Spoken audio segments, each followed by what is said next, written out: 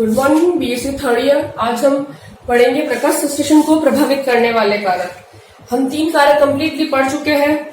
First हमने पढ़ा था प्रकाश, लाइट में हमने पढ़ा था कि जो 400 to 700 नैनोमीटर की जो लाइट होती है वो ही प्लांट यूज करते हैं। इसको हम बोलते हैं फोटो एक्टिव रेडिएशन। इसके अलावा हमने इसमें पढ़ा था सोलराइजेशन के बारे में हमने इसके अंदर पढ़ा था, ठीक है। और फिर इसके अंदर हमने 3 पॉइंट्स पढ़े थे। प्रकाश की तरंग दैर्ध्य कितनी होनी चाहिए, तरंग दैर्ध्य के बारे में 3 पढ़े थे। तरंग दैर्ध्य दूसरा हमने पढ़ा था इसके अंदर प्रकाश की अवधि, और तीसरा था इसके अंदर 3 पढ़े थे हमने प्रकाश की तीव्रता, ठीक है। और जो प्रकाश की अवधि पड़ी थी इसके अकॉर्डिंग हमने प्लांट को 3 भागों में बांटा था, short day plant, long day plant और डे न्यूट्रल प्लांट, ठीक है।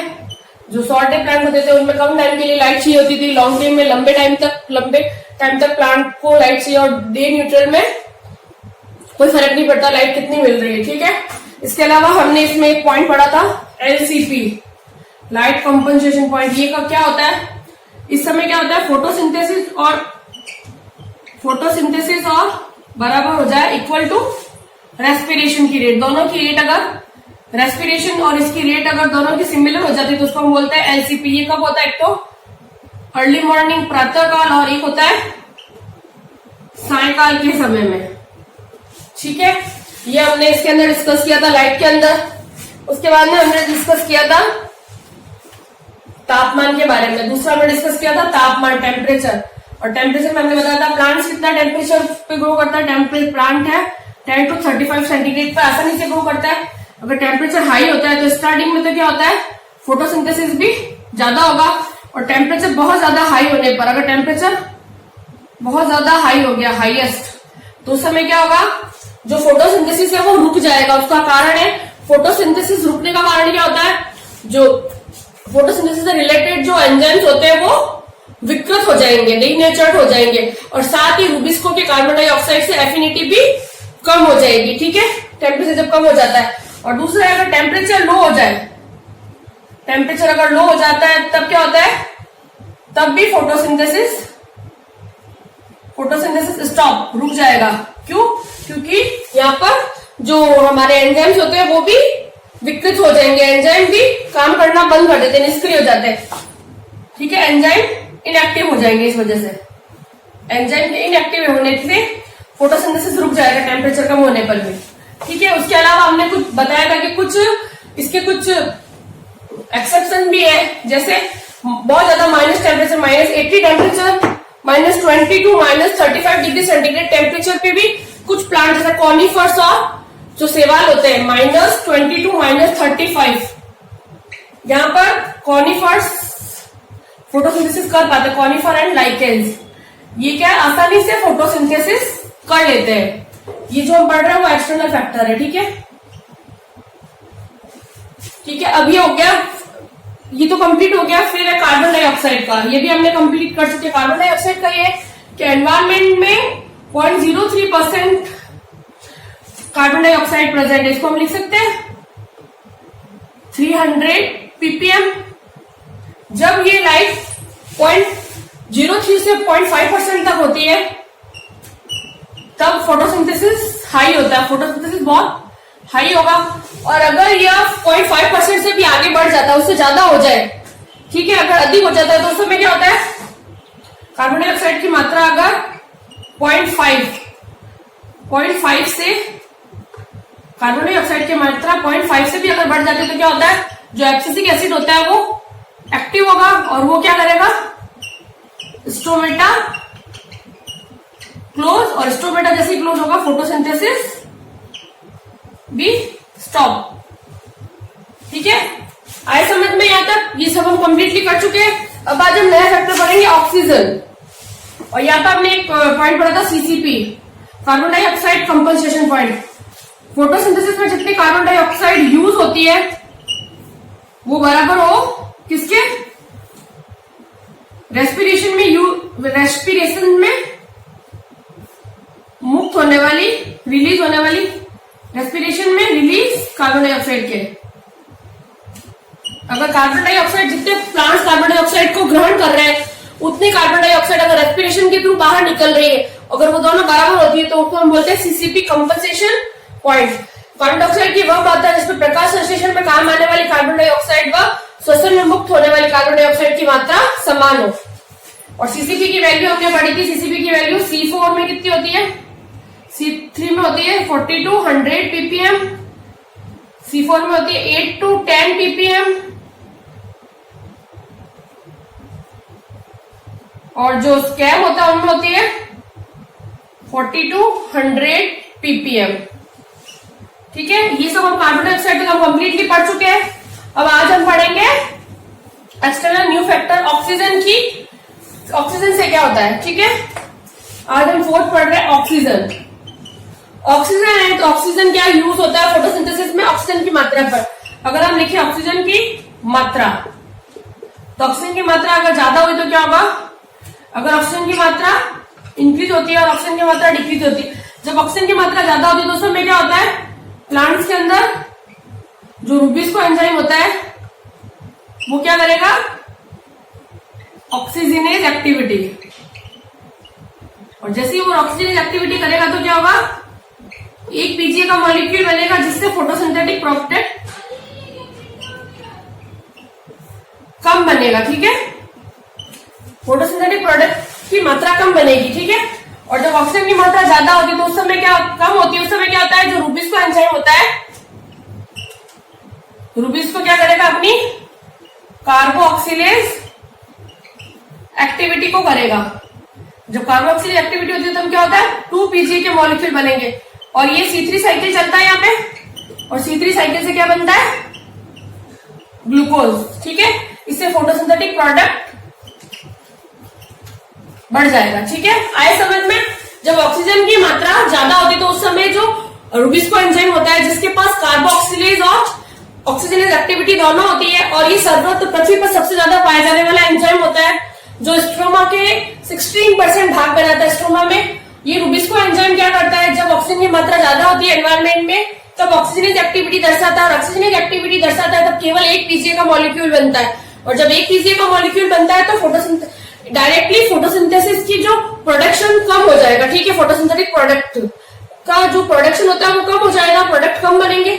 जब ऑक्सीजन की मात्रा कम होती है उस समय रूबिस्को एंजाइम कार्बोक्सिलेज एक्टिविटी दर्शाता है और 2 पीजीए के मॉलिक्यूल्स बनते हैं, और पीजीए के मॉलिक्यूल C3 साइकिल में बनते हैं जिसके थ्रू ग्लूकोज बनता है, 6 कार्बन का शुगर बनती है, और वो डायरेक्टली फोटोसिंथेटिक प्रोडक्ट को बढ़ाती है। ठीक है, ये हो गया ऑक्सीजन कंप्लीट। अब नेक्स्ट है वाटर।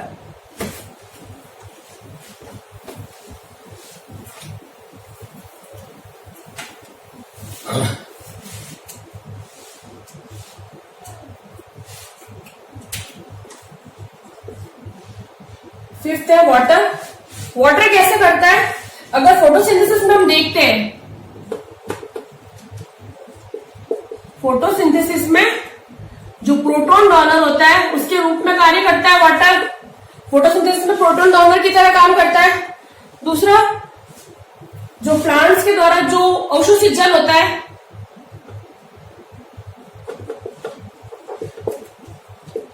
पौधों द्वारा अवशोषित कुल जल का केवल 1% फोटोसिंथेसिस में यूज होता है। जो प्लांट जितना भी वाटर अवशोषित करते हैं उनमें से केवल 1% वाटर ही फोटोसिंथेसिस में यूज होता है। ठीक है, अब वाटर की कैसे मात्रा पे है, वाटर की मात्रा, जल की मात्रा। अगर जल की मात्रा कम होती है और ज्यादा, अगर जल की मात्रा कम होगी तो क्या होगा, जल की मात्रा कम होगी तो रंध्र बंद हो जाएंगे, और रंध्र बंद हो गए तो फोटोसिंथेसिस भी बंद हो जाएगा। ठीक है, तो पूरे लिख देती हूँ, FPS मतलब फोटोसिंथेसिस है, फोटोसिंथेसिस भी बंद हो जाएगी। और जब जल की मात्रा ज्यादा होती है तो उस समय क्या होगा, फोटोसिंथेसिस भी ज्यादा होगा। ठीक है, आए समझ में? जो वाटर होता है, वाटर फोटोसिंथेसिस में प्रोटॉन डोनर की तरह वर्क करता है, प्रोटॉन डोनर की तरह कार्य करता है। प्रकाश संश्लेषण में प्रोटॉन डोनर का काम जल करता है, वाटर करता है। और पौधों के द्वारा जितना भी जल अवशोषित होता है जड़ों के द्वारा, उन जल में से जड़ों के जो रूट हेयर्स होते हैं, मूल रोम के द्वारा जितना भी जल अवशोषित होता है, उनका केवल 1% वाटर ही फोटोसिंथेसिस में यूज होता है। ठीक है, और जल की मात्रा अगर कम होगी तो क्या होगा, पौधों के जो रंध्र होते हैं वो बंद हो जाएगा, फोटोसिंथेसिस भी बंद हो जाएगा। और जब जल की मात्रा ज्यादा होती है तो फोटोसिंथेसिस भी ज्यादा होगा। ठीक है, ये हो गया 5th सेक्शनल फैक्टर। अब करते हैं 6th है लास्ट, इनहिबिटर्स। इनहिबिटर्स कैसे फोटोसिंथेसिस को इफेक्टेड करते हैं उसके लिए। पहले 6th में हम इनहिबिटर्स के अंदर अगर हम देखें तो इनहिबिटर्स के रूप में क्या होता है, जैसे हमने कुछ नाम बताएंगे हम। जैसे सन से लाइट आई, ये सन है, ये लाइट्स आ रही है, पीएस फर्स्ट इसको एब्जॉर्ब कर रहा है। ठीक है, पीएस फर्स्ट से इलेक्ट्रॉन कहां जाते हैं हमेशा, पीएस फर्स्ट से इलेक्ट्रॉन जाते हैं एफआरएस में, और एफआरएस से जाते हैं फेरोडॉक्सिन में। इलेक्ट्रॉन यहां पे जा रहा है। ठीक है, और इनको इनहिबिट कौन कर रहा है, inhibited by viologen dye, inhibitor by viologen dye, viologen dye. और वाइलोजन डाई के रूप में कौन है, एक तो है पैराक्वेट और एक डाइक्वेट। ठीक है, ये होगा इनहिबिटर्स पीएस फर्स्ट के। और अब है दूसरा पीएस सेकंड, ये हमारा पीएस सेकंड। यहां से सन से लाइट आ रही है, यहां से इलेक्ट्रॉन जाएंगे फियोफाइटिन के पास, फियोफाइटिन से इलेक्ट्रॉन जाता है प्लास्टोक्यूनॉन के पास। ठीक है, तो इसको कौन इनहिबिटेड करता है, इनहिबिटेड बाय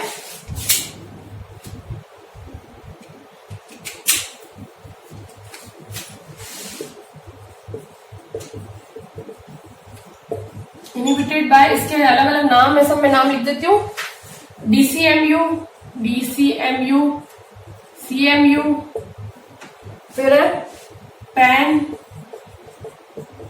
आइसोसिल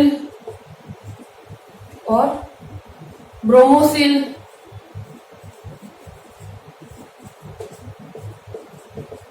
एट्राजीन, सिमोजीन।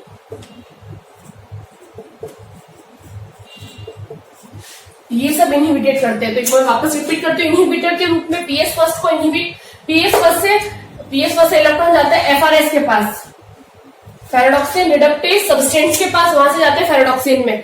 ठीक है, तो यहां से जब इलेक्ट्रॉन यहाँ जाता है तो उसको पीएस फर्स्ट को इनहिबिट करता है वाइलोजन डाई पैराक्यूटन और डाइक्यूटन। इलेक्ट्रॉन कैसे जाते हैं, सन से जब लाइट आती है तो वो लाइट पीएस फर्स्ट के पास जाती है। ये लाइट पहले एंटीना के पास जाएगी, एंटीना से ये लाइट जाएगी, एंटीना जाने के बाद एंटीना से ये लाइट कहां जाती है, रेडिएशन सेंटर के पास, जो सेंटर होता है मेन सेंटर के पास।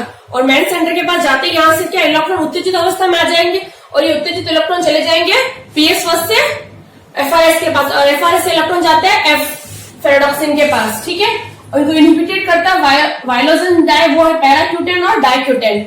दूसरा है हमारा, जब सन से लाइट आती है, जैसे ये सन से लाइट आ रही है, ये क्या करेगी, एंटीना को एक्टिवेट करेगी, एंटीना से लाइट जाएगा जो मेन सेंटर होगा अभिक्रिया केंद्र के पास, रिएक्शन सेंटर के पास, रिएक्शन सेंटर एक्टिवेट होगा, और एक्टिवेट होकर क्या करेगा, इलेक्ट्रॉन को उत्तेजित करेगा। उत्तेजित इलेक्ट्रॉन जाएंगे फियोफाइटिन के पास, और फियोफाइटिन से इलेक्ट्रॉन जाते हैं प्लास्टोक्यूनॉन के पास। इस समय क्या होता है, इनको इनहिबिटेड करता है डीसीएमयू, सीएमयू, पीएन, आइसोसिल, ब्रोमोसिल, एट्रोजिन और सिम्बोजिन। ये सब नाम याद कर लेना। अब है 7वां है, लास्ट है हमारा मिनरल्स, कि भाई मिनरल्स कैसे इफेक्टेड करते हैं।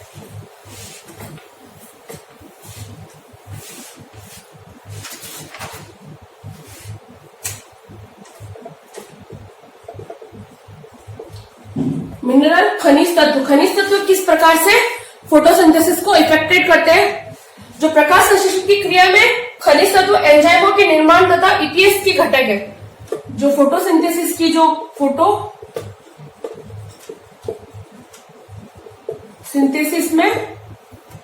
फोटोसिंथेसिस के जो एंजाइम्स होते हैं वो ईटीएस के कंपोनेंट होते हैं। ठीक है, मिनरल्स क्या होते हैं? फोटोसिंथेसिस के एंजाइम और ईटीएस के कंपोनेंट्स होते हैं मिनरल्स, खनिज तत्व। ठीक है, और जो लीफ होती है, लीफ के संपूर्ण नाइट्रोजन का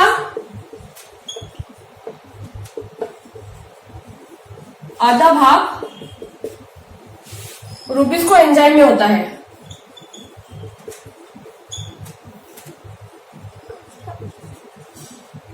और रूबिस्को एंजाइम कैसा है? पृथ्वी पर पाए जाने वाला, पृथ्वी पर सर्वाधिक मात्रा में पाए जाने वाला एंजाइम है। ठीक है, जो मिनरल्स के फॉर्म में फोटोसिंथेसिस, मिनरल्स जो खनिज तत्व होते हैं फोटोसिंथेसिस के एंजाइम्स और जो ईटीएस होता है इलेक्ट्रॉन ट्रांसपोर्ट चेन्स के कंपोनेंट के फॉर्म में होते हैं मिनरल्स। ठीक है, और ये लीफ के अंदर जो संपूर्ण नाइट्रोजन का आधा भाग रूबिस्को एंजाइम में होता है। और ये जो रूबिस्को एंजाइम है वो कैसा है? पृथ्वी पर पाए जाने वाला, पृथ्वी पर पाए जाने वाला सर्वाधिक मात्रा में, पृथ्वी पर पाए जाने वाला सर्वाधिक मात्रा में एंजाइम है। जो पृथ्वी पर सर्वाधिक मात्रा में पाया जाता है, सबसे ज्यादा मात्रा में पृथ्वी पाए जाने वाला एंजाइम है रूबिस्को एंजाइम। ठीक है, आए समझ में मिनरल्स। अब है इंटरनल फैक्टर्स। कौन कौन से इंटरनल फैक्टर्स हैं? अभी हमने कौन कौन से पढ़े, एक बार आपको वापस रिवाइज करती हूँ। एक्सटर्नल फैक्टर्स कौन कौन से हमने पढ़े?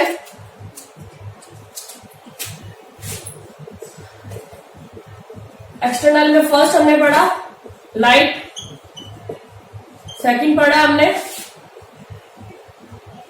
Temperature, third carbon dioxide, fourth oxygen, fifth water, sixth mineral और सेवंथ इनहिबिटर। ठीक है, इनको हमने डिटेल में पढ़ा। ये सब है एक्सटर्नल फैक्टर्स जो फोटोसिंथेसिस को अफेक्टेड करते हैं। अब हम पढ़ेंगे इंटरनल फैक्टर्स। कौन कौन से? पहले एक बार मैं नाम लिख लेती हूँ।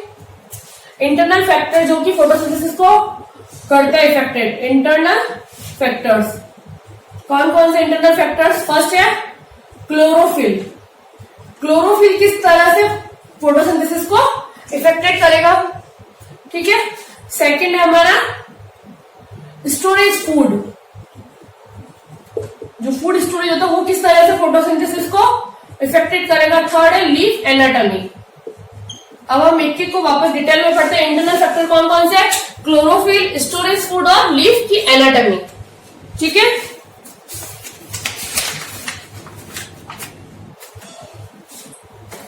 और फर्स्ट स्टार्ट वापस इंटरनल फैक्टर का फर्स्ट स्टार्ट करते हैं हम। फर्स्ट है हमारा क्लोरोफिल। भाई क्लोरोफिल कैसे फोटोसिंथेसिस को इफेक्टेड करता है? जब प्लांट्स की लीफ के अंदर क्लोरोफिल की मात्रा ज्यादा होती है, अगर क्लोरोफिल की मात्रा ज्यादा होगी, अगर ज्यादा है तो क्या होगा? फोटोसिंथेसिस भी ज्यादा होगा।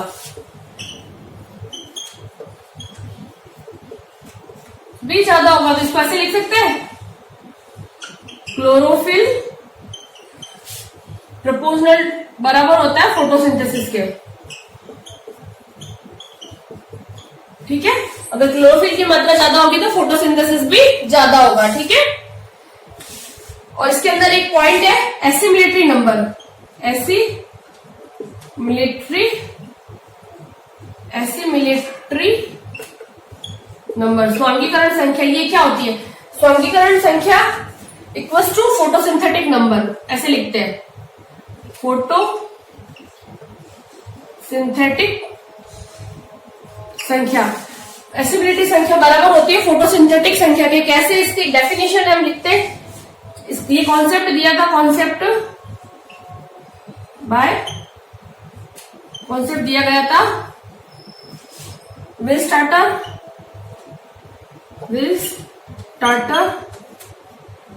एंड स्टॉल ने इस कॉन्सेप्ट दिया था स्वांगीकरण संख्या का। स्वांगीकरण संख्या की डेफिनेशन क्या? इसकी डेफिनेशन है 1 ग्राम क्लोरोफिल द्वारा 1 ग्राम क्लोरोफिल द्वारा 1 घंटे में अवशोषित की गई कार्बन डाइऑक्साइड की मात्रा, 1 घंटे में अवशोषित की गई कार्बन डाइऑक्साइड की मात्रा क्या कहलाती है? सौंदीकरण संख्या या एसिमिलेटरी नंबर। एसिमिलेटरी नंबर क्या होता है?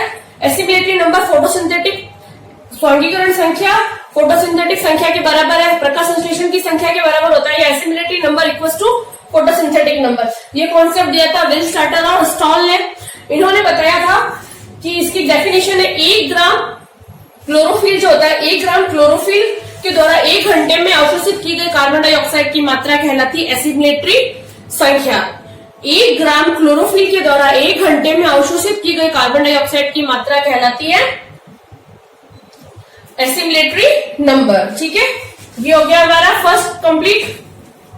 सेकंड है स्टोरेज फूड। सेकंड है हमारा स्टोरेज संचित भोजन या स्टोरेज फूड। स्टोरेज, अगर प्लांट के पास स्टोरेज फूड ज्यादा है, स्टोरेज फूड की मात्रा ज्यादा होती है, तो उस समय क्या होता है, अगर पहले से प्लांट के पास बहुत सारा भोजन संचित हुआ होता है, तो उस समय क्या होता है, फोटोसिंथेसिस कम होगी। ठीक है, अगर प्लांट के अंदर स्टोरेज फूड ज्यादा मात्रा में होगा, जनरली क्या होता है, नाइट के समय लीफ स्टार्च के फॉर्म, लीफ में फूड मटेरियल स्टार्च के फॉर्म में स्टोर रहता है, उस समय फोटोसिंथेसिस नहीं होती है, तब भी लीफ जीवित रहती है। ठीक है, तो क्या होता है, प्लांट में स्टोरेज फूड जब ज्यादा मात्रा में होता है, उस समय फोटोसिंथेसिस नहीं होगा, फोटोसिंथेसिस कम हो जाएगा। ठीक है, प्लांट में स्टोरेज फूड की मात्रा ज्यादा होगी तो फोटोसिंथेसिस कम हो जाएगा, क्योंकि हम फोटोसिंथेसिस कर किस लिए रहे हैं, फोटोसिंथेसिस का मेन फैक्ट, फोटोसिंथेसिस करने का कारण क्या है, फोटोसिंथेसिस किस लिए कर रहे हैं, प्लांट के लिए फूड बनाने के लिए, प्लांट के लिए फूड बनाना है, इसलिए फोटोसिंथेसिस कर रहे हैं। जब प्लांट के पास पहले से फूड ज्यादा मात्रा में, तो उस समय फोटोसिंथेसिस कम होगा, तब भी चलेगा। इसलिए क्या होता है, जब प्लांट के अंदर फूड स्टोरेज बहुत ज्यादा होता है, तो उस समय फोटोसिंथेसिस कम होगा। ठीक है, ये एक दूसरे के इनवर्सली प्रोपोर्शनल होते हैं। ठीक है, अब लास्ट है हमारा था लीफ की anatomy. Leaf anatomy, leaf anatomy कैसे है? लीफ की एनाटॉमी में देखा जाए तो फर्स्ट है, लीफ के अंदर कितने स्टोमेटा की संख्या है, स्टोमेटा का नंबर। अगर किसी प्लांट, किसी लीफ के अंदर बहुत ज्यादा स्टोमेटा, ये लीफ है, इसके अंदर बहुत सारे स्टोमेटा प्रेजेंट है, अगर तो क्या होगा, अगर स्टोमेटा का नंबर ज्यादा है, अगर ये बहुत ज्यादा है स्टोमेटा का नंबर, तो फोटोसिंथेसिस भी ज्यादा होगा। ठीक है, स्टोमेटा का नंबर ज्यादा होगा तो फोटोसिंथेसिस भी ज्यादा होगा। ठीक है, और दूसरा फैक्टर है स्टोमेटा कितनी देर तक ओपन रहते हैं, रंध्रों का अधिक समय तक खुलना।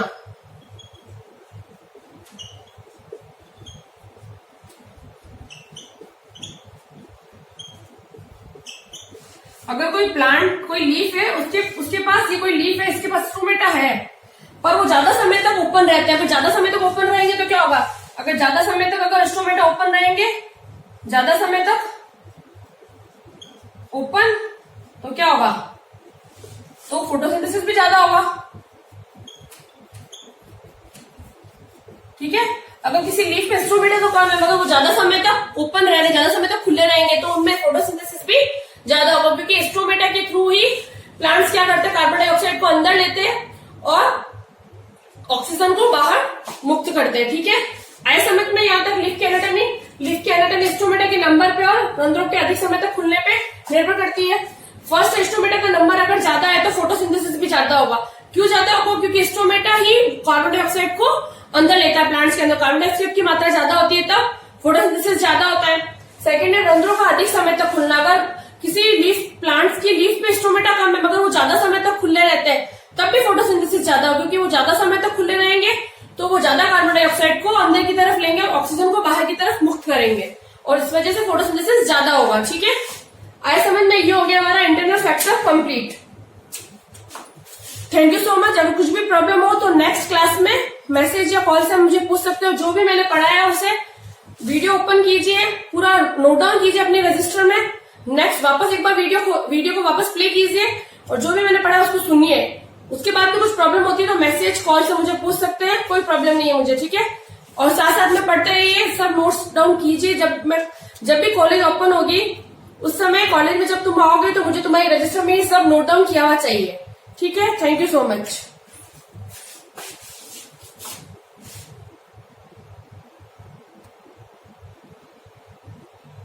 अब फर्स्ट हम करेंगे इंसेक्टिवल प्लांट्स की टेबुलर फॉर्म में बताएंगे इसको कैसे करते हैं। इसकी टेबल बनाएंगे आप साथ साथ में। इसके पहले टाइप्स लिखिए यहाँ पे, बीच में इसके एग्जाम्पल और लास्ट में आएंगे इसके होस्ट कौन सा है, ठीक है।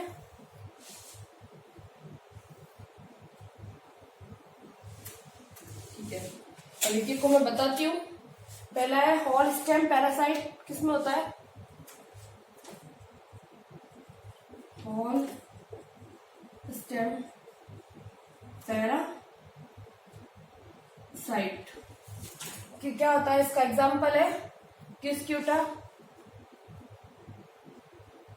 डोडर, क्यूस्क्यूटा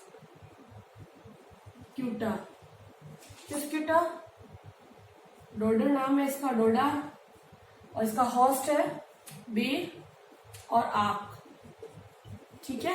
पैरासाइटिक प्लांट में हेटेरोटॉपिक एंजियोस्पर्म से। सेकंड है हमारा partial stem parasite, stem parasite, इसका है ल्यूरेंथस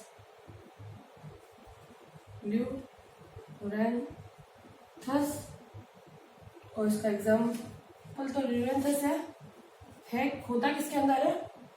वुडी ट्री। और वुडी ट्री में क्या आएंगे? आम, सेब, अमरूद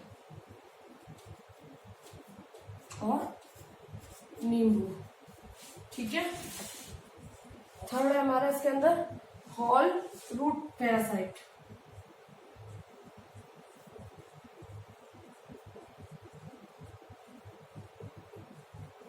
हॉल रूट पैरासाइट होता है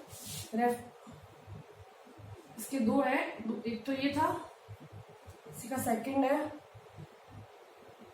विस्कम, इसका एग्जाम्पल है, होता किसके अंदर है?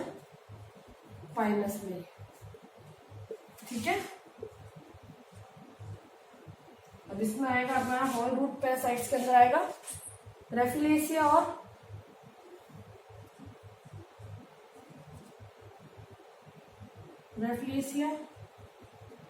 और दूसरा आएगा हमारा ओरोबेल्बू,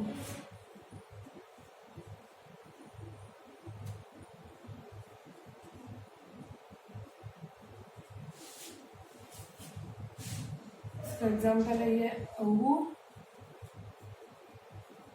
और इसका ब्रेसिक्लेसी सोलेनेसिया,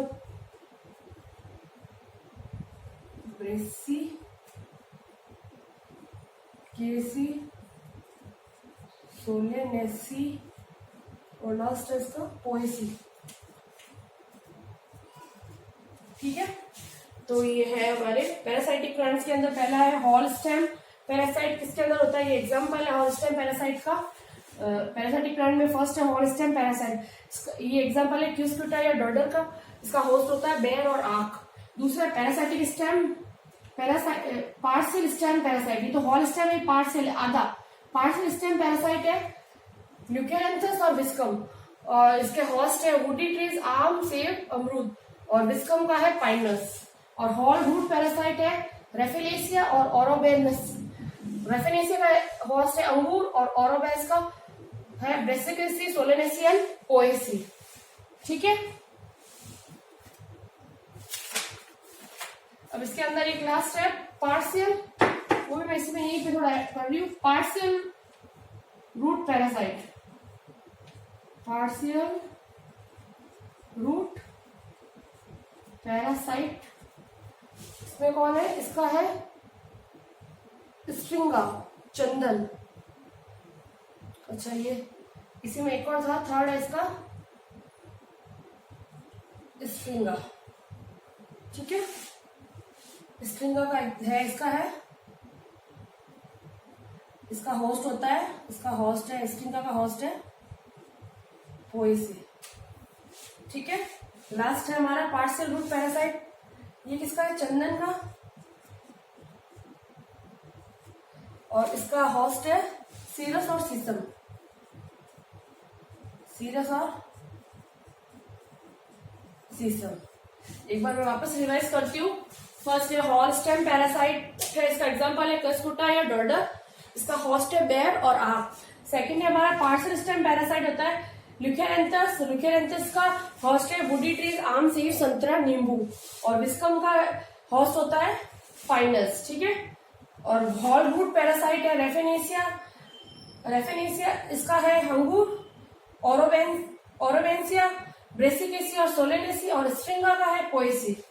पार्शियल रूट पैरासाइट है इसका एग्जांपल है चंदन और इसके होस्ट है सीरस, सीसम। ठीक है, ये सब तुम्हें याद करने पड़ेंगे।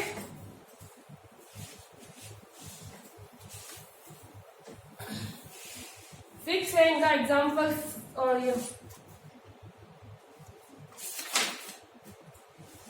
सेकेंड है इंसेक्टिवर प्लांट, इसके बारे में हम पढ़ रहे हैं अब।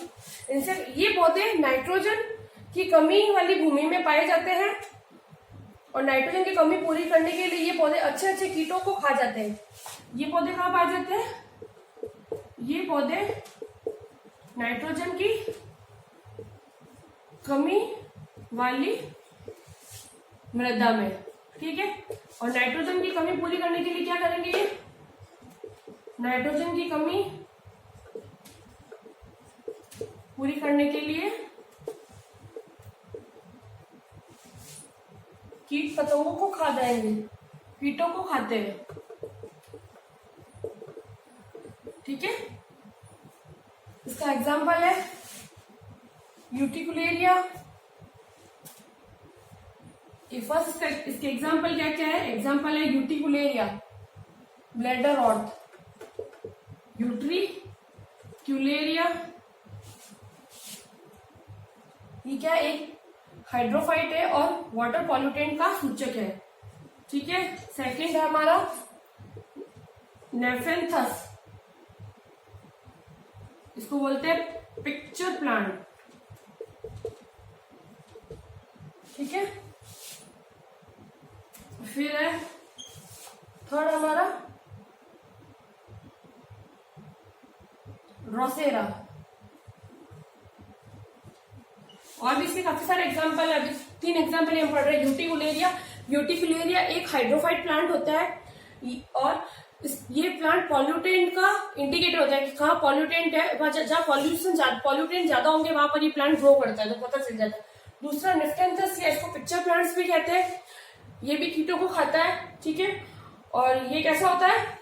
कलश पादप भी कहा जाता है इसको। तीसरा है ड्रोसेरा, जो ड्रोसेरा होता है वो भी क्या करता है? कीट पतंगों को खाता है। उसके अलावा एल्डोवॉल्डा, जिनलेसिया इत्यादि भी है। ठीक है, फिर अब है हमारा, ये तो हो गया इंसेक्टिवर्स प्लांट्स। कौन से होते हैं? ये प्लांट्स नाइट्रोजन की कमी वाली मृदा में पाए जाते हैं, नाइट्रोजन की कमी को पूरा करने के लिए कीट पतंगों को खाते हैं। यूटिकुलेरिया, निफ्टेंथिस और ड्रोसेरा, ये 3 एग्जाम्पल हमने पढ़े इसके। अब लास्ट है हमारा सेप्रोफाइटिक प्लांट्स। कौन कौन से? सेप्रोफाइटिक प्लांट है मोनोट्राफ, मेनोट्राफा और न्यूटिया। इसके एग्जाम्पल है मोनो सेप्रोफाइट, यानी कि सड़े वाले पदार्थों पर निर्भर रहने वाले प्लांट कौन कौन से? एक तो है मोनोट्राफा, जिसका नाम, एक और नाम है इंडियन पाइप। इंडियन पाइप भी कहा जाता है इसको। और दूसरा इसका एग्जाम्पल है न्यूटिटा, न्यूटिया, बर्ड आई नेस्ट, बर्ड आई नेस्ट भी इसको कहा जाता है। ठीक है, मोनोट्राफा और नियोटेटा। ठीक है, ये है सेप्रोफाइटिक प्लांट। अब ये कुछ स्पेशल फैक्ट्स के बारे में पढ़ेंगे हम। ये तो हमारा हेट्रोट्रॉफिक एंजियोस्पर्मिक प्लांट कंप्लीट हो गया टॉपिक। अभी हमने क्या क्या पढ़ा? अभी हमने पहले रिवाइज किया था फोटोसिंथेसिस के एक्सटर्नल और इंटरनल फीचर्स के बारे में। उसके बाद में हमने पढ़ा बैक्टीरियल फोटोसिंथेसिस, फिर बैक्टीरियल फोटोसिंथेसिस किस किस में होता है। ये अवायवीय जीवाणुओं में होता है, जिनका एग्जाम्पल क्लोरोटोडियम हमने बताया। उसके बाद में 3 बैक्टीरिया के नाम बताया, उनके एग्जाम्पल्स बताया हमने। फिर हमने बताया कि भाई जो बैक्टीरियल क्लोरोफिल होता है, बैक्टीरियल जो फोटोसिंथेसिस होता है उनमें साइक्लिक ईटीएस होता है, जिनमें एक एटीपी का फॉर्मेशन होता है। फिर साइक्लिक इसका बैक्टीरियल फोटोसिंथेसिस की इक्वेशन लिखी, इसमें कभी ऑक्सीजन मुक्त नहीं होती है, ये हमने बताया। उसके बाद में हमने बैक्टीरियल साइक्लिक ईटीएस का पूरा साइकिल बनाया, ठीक है। और फिर हमने पढ़ा हिट्रोट्रॉफिक एंजियोस्पर्म के बारे में, पैरासाइटिक, सेप्रोफाइटिक और इंसेक्टिवर्स, तीनों का हमने पढ़ा डिटेल में, ठीक है। अब हम नेक्स्ट पढ़ेंगे स्पेशल फैक्ट्स। कुछ स्पेशल फैक्ट्स है, स्पेशल फैक्ट्स, ठीक है।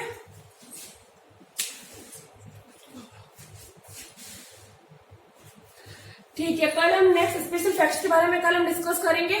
आज जितना भी हमने पढ़ा उसको वापस पढ़िए, रिवाइज कीजिए, बुक ली अपनी, जो भी मैंने वीडियोस बनाए उन वीडियोस को देखिए, उनको लिखिए और उसके बाद में वापस पूरा नोट डाउन करने के बाद उस वीडियो को वापस रिपीट कीजिए। कुछ प्रॉब्लम होती है तो मैसेज और कॉल से मुझे आप कांटेक्ट कर सकते हैं। Thank you so much.